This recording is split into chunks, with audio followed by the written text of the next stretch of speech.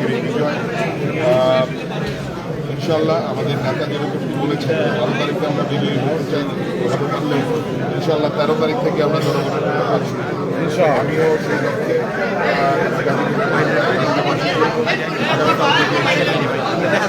এই যে এই মুহূর্তে নেতা সংঘাত বিরোধীদেরকে আপনারা কীভাবে তাদের প্রতি বার্তা দেবেন? আলহামদুলিল্লাহ যে কোনো সংঘাত ঘটেনি আজকে নির্বাচনের দিন গাজীপুরে।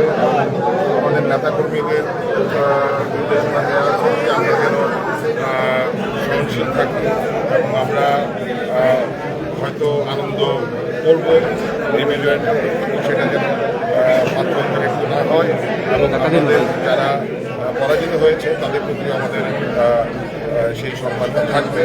তাদের সাথে আমিও ইনশাল্লাহ আমার যারা ছিলেন তাদের সাথে ইনশাল্লাহ সাক্ষাৎ করব।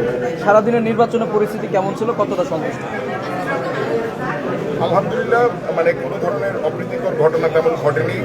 তবে কিছু কেন্দ্র থেকে আমরা কমপ্লেন পাচ্ছিলাম যে এখানে ভোট স্লো করে দেওয়া হচ্ছে ইচ্ছাকৃতভাবে এবং আগের রাতে কিছু ঘটনা ঘটেছে, যেগুলো আমরা প্রশাসনকে জানিয়েছি, নির্বাচন কমিশনকে জানিয়েছি।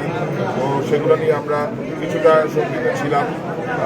যেরকম ঘটনা আপনারা দেখেছেন সারা বাংলাদেশের মিডিয়াতে, যে অনেককে টাকা সহ ধরা পড়েছে জামাতের নেতারা, এবং গাজীপুরে এরকম কয়েকটি ঘটনা ঘটেছে।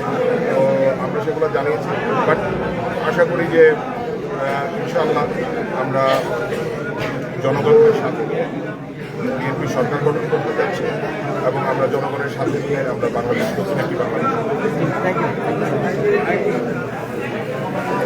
একটু আমাদের সাইড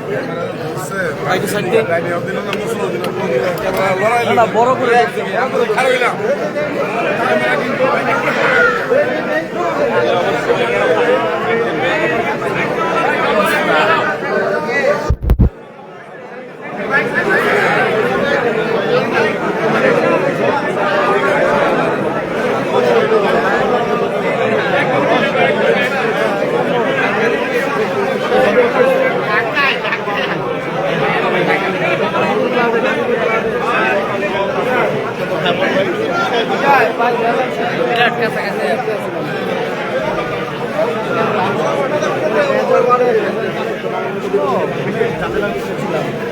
লাইভ